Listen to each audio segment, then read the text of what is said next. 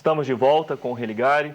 Hoje eu recebo o professor e mestre em filosofia, Flávio Fontinelli Locke. Ele é autor do livro Ceticismo e Religião no Início da Modernidade, em que apresenta sua investigação sobre razão e fé a partir do legado do ceticismo. Bem, Flávio, você terminou o primeiro bloco já em parte anunciando, é na modernidade, não é, que há uma virada cética, não é, na história do pensamento do Ocidente. O que é que significou essa virada? Nossa. Enquanto isso, eu vou mostrando o seu livro aqui também para os telespectadores. Tá bom. Posso mostrar aqui para o Bruno, não é? Olha, significou muita coisa, né? Do ponto de vista da história da filosofia, pelo menos, apresenta que a gente pode dizer, talvez, o nascimento de uma nova filosofia. A gente deve a retomada do ceticismo, curiosamente, à publicação do Sexto Empírico em latim, né? Até então ele estava em grego, um acesso restrito. Ele é traduzido, publicado, começa a ser bastante lido. Há um outro episódio importante, que é a utilização de Sexto por parte do Montaigne, num de seus ensaios, o 12º ensaio do livro 2, chamado Apologia de Raymond Sebond. E também um fator curiosíssimo, que é demonstrado por um historiador de ceticismo muito importante, chamado Richard Popkin, fala que é o debate da reforma e contra-reforma. Esse debate fez também com que o ceticismo se avivasse. Sim. Agora, nesse momento, é que você encontra, pelo menos a sua obra destaca isso, que o ceticismo procurou encontrar um lugar no próprio cristianismo. Como é isso, ser cristão e ser cético, segundo essa perspectiva?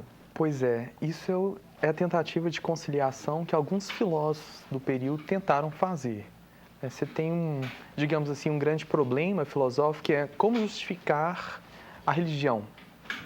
Por exemplo, Deus existe? Eu devo acreditar nisso, não devo acreditar nisso? Tradicionalmente, o que se espera? Que se prove a existência de Deus, que se apresente algum bom argumento, etc., que se realize uma demonstração, e daí então o sujeito acreditaria nessa proposição, Deus existe, porque ela estaria demonstrada.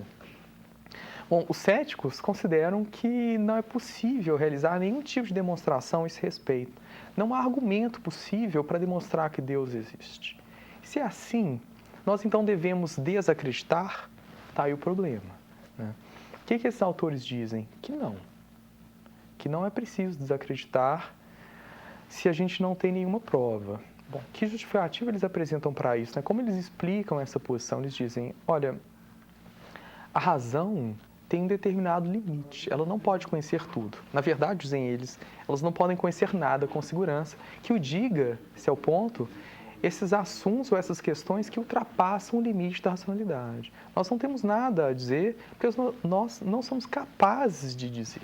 Então, repare, ele continua cético do ponto de vista da razão, porque julga que a razão não pode conhecer, mas, ao mesmo tempo, atribui à fé um caráter extraordinário, né, extra-racional, e que por isso ela poderia ser aceita.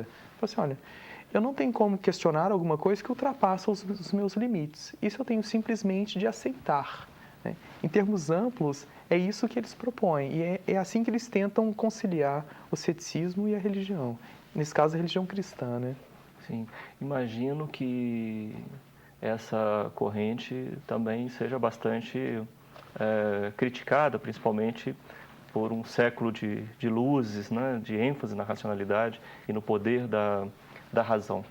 Pergunto de novo como é que o ceticismo reagiu a esse processo. Bom, os céticos, as críticas que são feitas a eles reagem sempre do mesmo modo, apresentando contra-argumentos. Eles, na medida em que não propõem absolutamente nada, também não têm, entre aspas, muito a temer, né? No que se refere a essa estratégia de defesa da fé, a própria igreja, depois de um tempo, considerou que ela não era uma estratégia muito boa. Eu acho que houve uma espécie de reabilitação do ponto de vista tomasiano, né, da filosofia de Tomás de Aquino, considerando que algumas coisas a gente pode sim provar, né? Outras são mistérios e realmente ultrapassam o limite da razão. Você lembra, inclusive, o Concílio Vaticano II que reforça essa posição. Exatamente, eu faço uma referência... Logo no início da obra. Exatamente, exatamente. A gente podia aprofundar esse ponto, mas antes você disse, olha, o debate entre a reforma e a contra-reforma enfim, passa por essa discussão. De que modo o ceticismo está presente no debate entre reforma e contra-reforma? Do ponto de vista daquele historiador da filosofia que mencionei, o Popkin, esse debate favorece o ceticismo ou contribuiu para o reavivamento do ceticismo porque ele colocou um problema chamado problema do critério da fé. A reforma questiona os critérios tradicionais de aceitação dos dogmas cristãos, né, que em última instância remontam ao Papa, aos concílios da Igreja, e propõe alguma espécie de consciência individual, uma espécie de leitura particularizada da Bíblia. Isso gera o seguinte problema, olha, como então a gente vai saber qual é a leitura adequada, a interpretação correta deste texto sagrado? Né? Bom, tá aí a questão que os céticos elaboraram com essa terminologia, na questão do critério. Como determinar qual é a interpretação correta? Né? Isso gera digamos, um encadeamento de raciocínios que levam ao infinito, não há solução para esse problema. Né? Daí a utilização do ceticismo. Sim. Agora voltando, sim, àquela questão, né? O termo que se dá para essa... você me corrija, por favor, não se trata de uma sobreposição da fé, ou talvez sim, né? O que é isso, o fideísmo, né? Que me parece essa é a proposta. Exatamente, exatamente. Cristão. Eu não uso a palavra fideísmo simplesmente porque os autores do período não usam esse termo. Né? Isso é uma palavra que surgiu posteriormente. Eles se denominavam, ao menos um deles, né, que é o Levayer, cético cristão.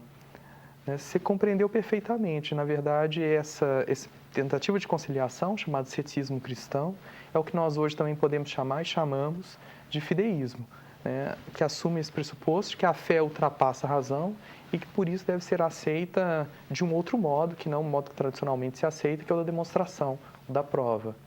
Sim. Nesse debate, fé e razão, você já disse bem, o debate contemporâneo parece já manter a importância da razão para o âmbito da fé e o âmbito da fé para a questão da razão. O próprio Concílio Vaticano II aponta nessa direção. Como é que Flávio Locke, né, assume esse debate na pesquisa, né, na obra? Você acha importante recuperar esse debate?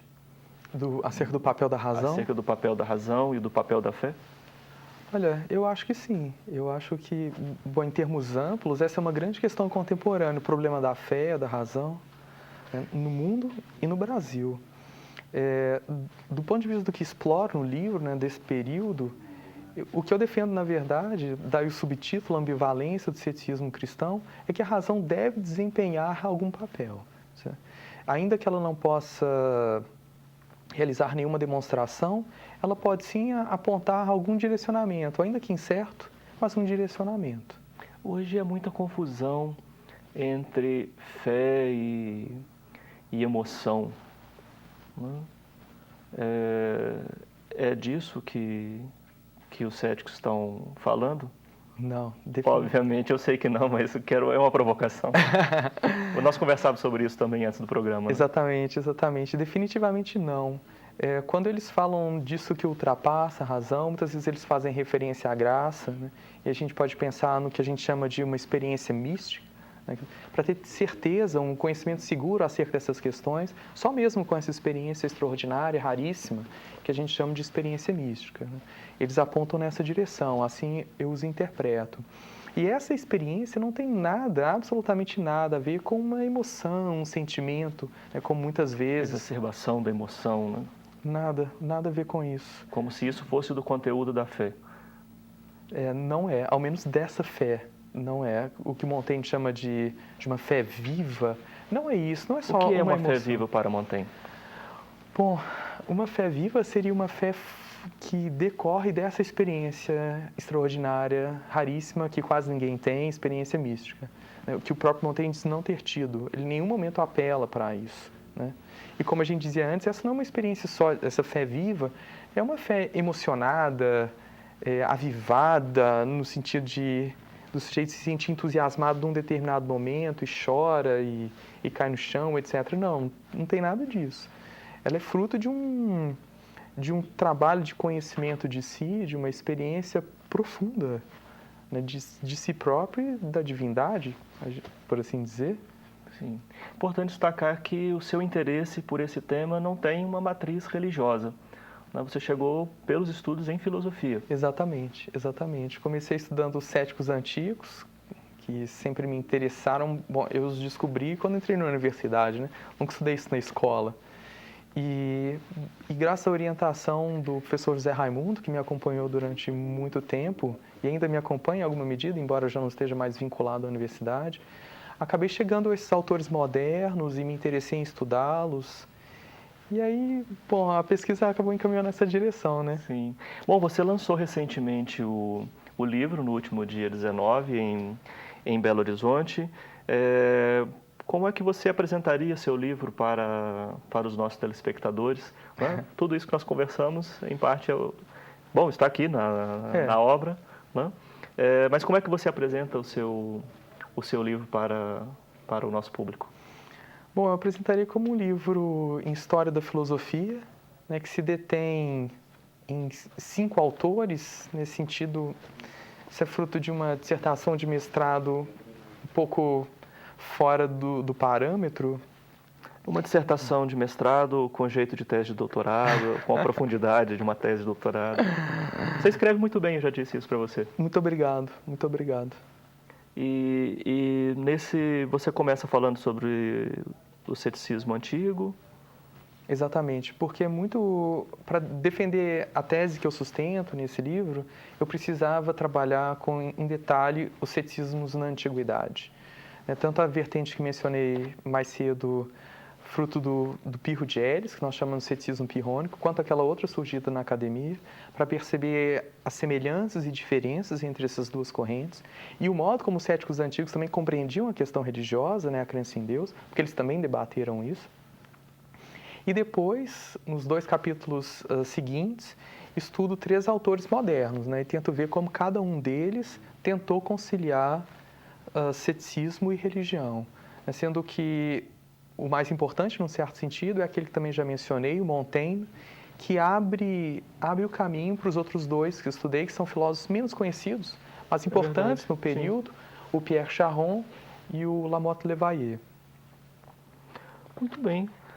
Desejo muito sucesso para a sua pesquisa, que certamente continuará, né? Terá desdobramentos. E agradeço muito a oportunidade também de ter conhecido o seu trabalho e ter recebido você aqui no Religário. Muito obrigado, sou eu que agradeço. Volte sempre. Muito obrigado. O projeto do Religare, aqui o programa, né, é um projeto de extensão do programa de pós-graduação em Ciências da Religião da PUC Minas. Para saber mais sobre os nossos cursos de especialização e mestrado, rever esta entrevista, ver fotos de bastidores, saber mais sobre o nosso convidado, sobre a obra que ele escreveu, você pode acessar a nossa página, que é a página do programa, pucminas.br/ppgcr, que é Programa de Pós-Graduação em Ciências da Religião, esse é o sentido da sigla. O Religário de hoje fica por aqui. Obrigado pela sua companhia, um abraço muito cordial e até a próxima semana com o novo Religare, Conhecimento e Religião.